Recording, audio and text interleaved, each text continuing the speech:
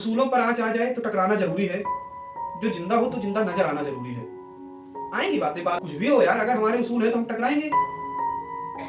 फिर एक उन्हीं वसीम बरेलवी साहब का शेर है कि हादसों के जज से क्या मुस्कुराना छोड़ दें, जर्जरों के डर से क्या मकान बनाना छोड़ दें। मतलब अगर हादसे होंगे तो मुस्कुराना छोड़। उसूल है क्या? हम किसी से भी बात करते हैं तो बोलते हैं कि मेरे जीवन का ये उसूल है, मेरे जीवन का वो उसूल है। परंतु उसूल है क्या? क्या जो व्यक्ति बोलता है कि मेरे जीवन का ये उसूल है, क्या वो अपने उसूलों में कभी टिकता है? या हम तो देखते नहीं। अगर इस गली से जा रहा है तो बोलता है मेरा उसूल है कि मैं जीवन में पाप नहीं करूंगा, और अगली गली में जाता है तो पाप ही पाप करता है। तो फिर उसूल कैसे हुआ? उसूल वो नहीं है कि किसी पिक्चर में एक हीरो ने कह दिया कि मेरे जीवन का उसूल है सत्य बोलना, और किसी दूसरे पिक्चर में वही एक्टर बोलता है असत्य ही असत्य। नहीं, वो सिर्फ उसूल उस पिक्चर के लिए है। उसूल वो होता है जीवन में, एक विचार है, एक विचारधारा है, एक सोच है जो आपने मन में बसा लिया और उसके लिए आपने जीवन निर्वाह कर दिया उसी के खातिर। जैसे उदाहरण कि मुझे सत्य बोलना है, तो अब किसी भी परिस्थिति में असत्य नहीं बोला जाएगा। अब मेरे जीवन में सत्य ही है। जो जिस समय मैंने शपथ ले लिया सत्य बोलने का, उस समय से अंतिम श्वास तक जीवन में मेरा लक्ष्य कि मैं सत्य ही बोलूंगा, यही उसूल है। अच्छा, इसका मतलब ये भी नहीं है कि एक उदाहरण बहुत चलता है ना कि किसी की जान बचाने के लिए बोला गया झूठ सत्य होता है।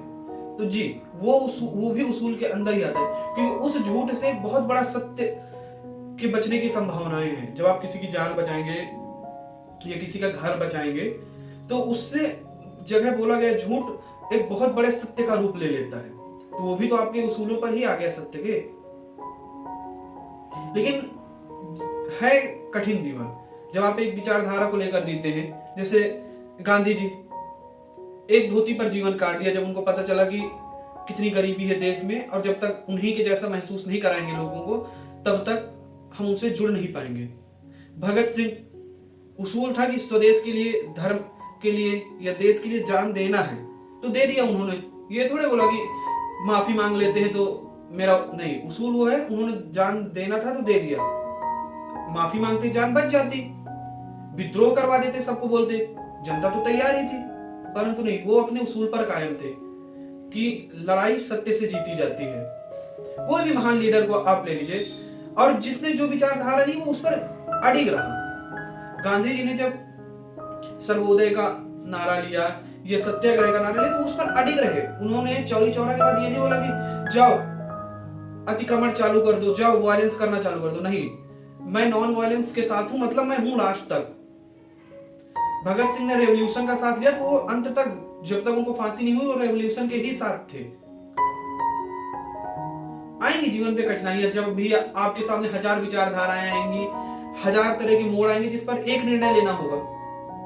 तो एक इस पर बहुत प्यारा शेर है वसीम बरेलवी साहब का कि उसूलों पर आँच आ जाए तो टकराना जरूरी है, जो जिंदा हो तो जिंदा नजर आना जरूरी है। आएंगी बातें, बाधाएं आएंगी आपके उसूलों पर। कुछ भी ले लीजिए, अगर आपको लेना है कि मुझे समाज के लिए कार्य करना है तो लोग रोकेंगे आपको, राजनीतियां रोकेंगी, विपक्ष रोकेगा, पक्ष रोकेगा, दोनों मिलकर रोकेंगे। परंतु अगर आपको बदलाव करना है तो करना है। तभी तो वसीम बरेलवी साहब ने कहा है कि उसूलों पर आँच आ जाए तो टकराना जरूरी है, जिंदा हो तो जीवित नजर आना जरूरी है। कुछ भी हो यार, अगर हमारे उसूल है तो हम टकराएंगे। और इन समस्याओं से हम क्यों डरे?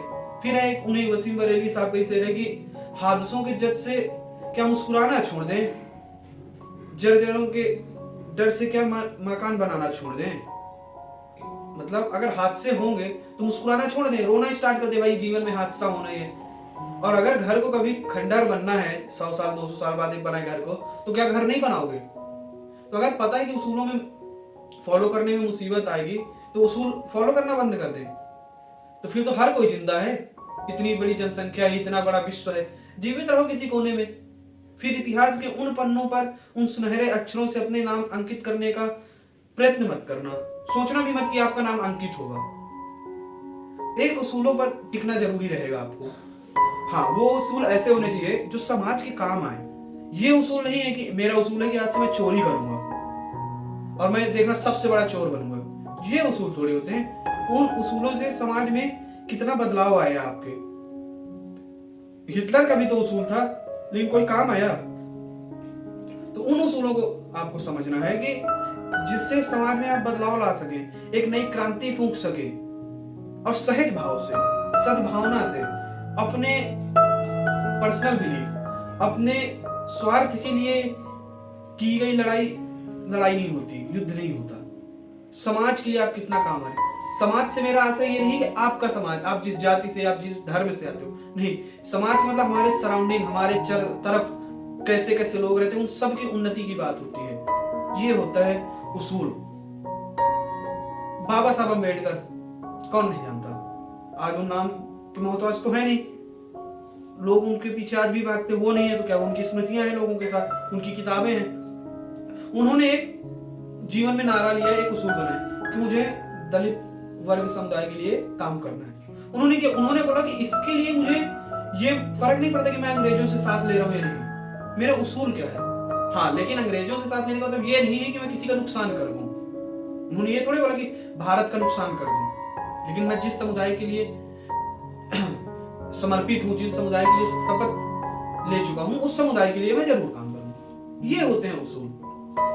मंगल पांडे का उसूल क्या था? सेवा धर्म। लेकिन जब उन्हें पता चला कि उस सेवा धर्म में असेवा हो रही है, अधर्म हो रहा है, अपने उसूलों पर टिके रहना। युद्ध करने के लिए गए थे ना सैनिक बनकर उनके खेमे में, उन्होंने अपने खेमे में आकर युद्ध किया।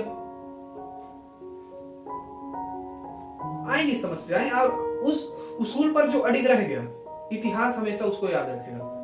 कई लोगों के मन में होगा हम क्यों रखें इतिहास को याद, क्या करेंगे हमारा नाम।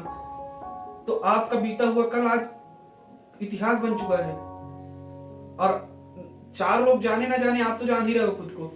आप भी जानो आपने क्या कृत्य किए हैं, तो दूसरों के लिए नहीं तो खुद के लिए सही। एक उसूल निर्धारित कीजिए जिससे समाज का फायदा हो, समाज सुधरे, और फिर देखिए भारत कैसे अग्रसर होता है। इसी के साथ इस उसूल के ज्ञान के समाचार समाप्त होते हुए धन्यवाद। जय हिंद, वंदे मातरम।